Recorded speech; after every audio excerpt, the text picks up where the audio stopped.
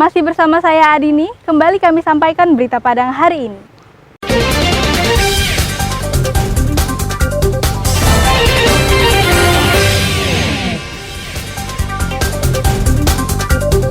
Sejumlah warga Kota Padang kecewa, rumah mereka batal jadi penginapan peserta pentas tani. Dampak kenaikan harga telur, omset pedagang martabak di Padang menjadi turun.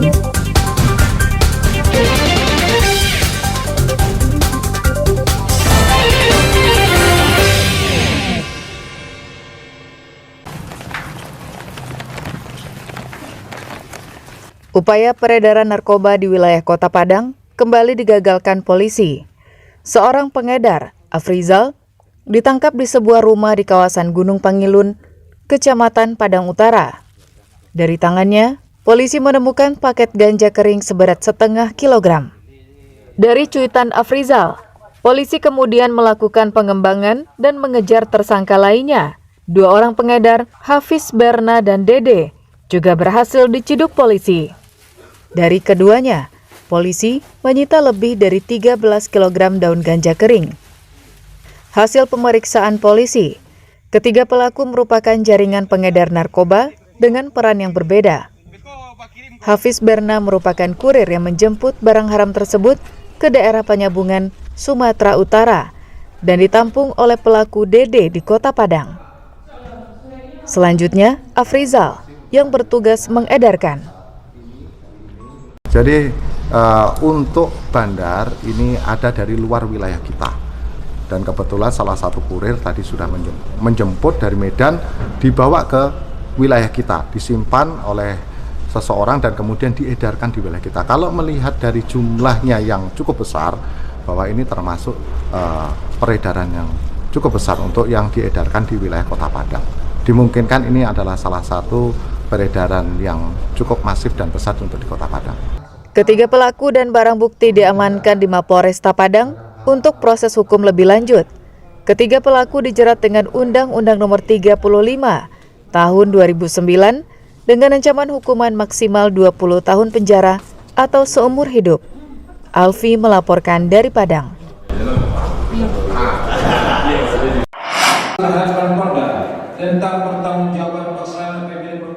Tiga fraksi di DPRD Sumatera Barat mempertanyakan ketidakhadiran Presiden Jokowi membuka Pekan Nasional Tani dan Nelayan ke-16 yang digelar di Padang 10 Juni hingga 15 Juni.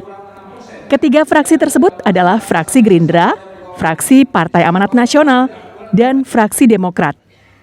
Hal itu disampaikan langsung melalui juru bicara masing-masing fraksi pada rapat paripurna di gedung DPRD yang beragendakan tanggapan fraksi-fraksi terkait nota pengantaran Perda Pertanggungjawaban APBD 2022 pada Rabu siang.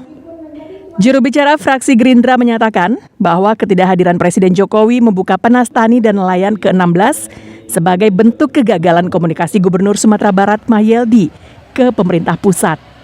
Gerindra menilai ketidakhadiran Presiden Jokowi membuka Penas Tani ke-16 ini tidak ada kaitan dengan persoalan politik masa lalu.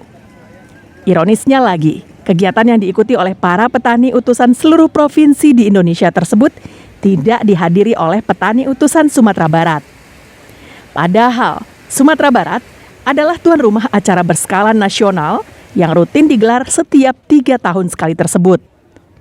Pemerintah provinsi mengalokasikan dana 100 miliar rupiah dari APBD untuk kegiatan Penas Tani yang diikuti oleh sekitar 15.000 peserta dari seluruh Indonesia. Kami mendapat informasi bahwa meskipun menjadi tuan rumah, namun Provinsi Sumatera Barat tidak mempunyai utusan dalam event Temu Karya Nasional yang merupakan ajang para petani, khususnya para inovator di bidang pertanian menunjukkan karyanya di ajang Penas Tani ini.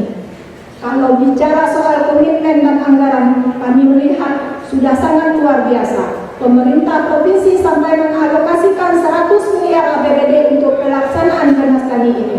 Di luar itu, setiap tahunnya.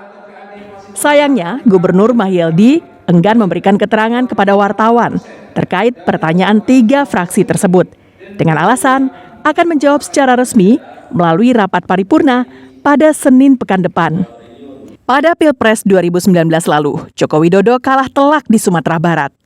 Sejak terpilih menjadi presiden, hingga kini, Presiden Joko Widodo belum pernah melakukan kunjungan kerja ke provinsi ini.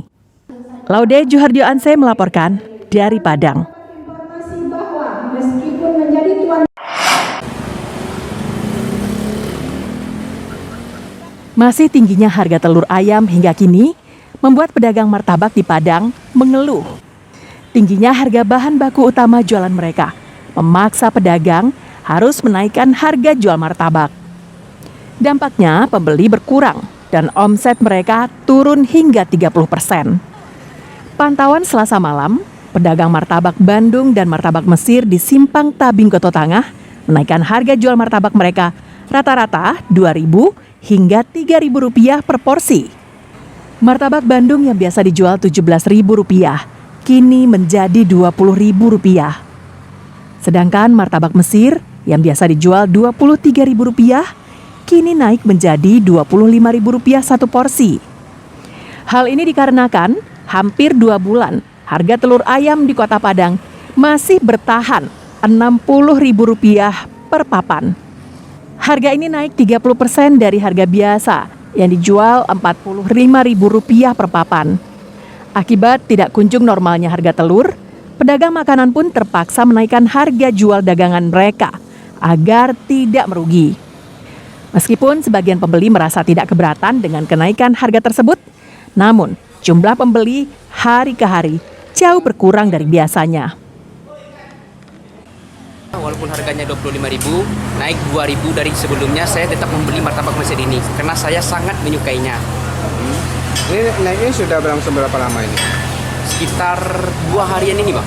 2 hari ini ya? Iya. Tapi nggak memberatkan berarti ya? Enggak juga sih. Karena soal rasanya emang main juga di sini. Udah 1 bulan. Sudah 1 bulan. Sangat berdampak terhadap omset Pak ya? Iya. Berapa persen dari dampak omsetnya Pak? 25%.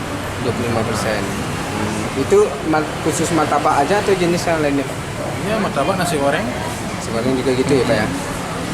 Biasanya rata-rata dalam sehari mungkin omsetnya berapa nih Pak? Omset dalam sehari ada kadang 2 juta, 3 juta kan. Sekarang di bawah itu lagi kan.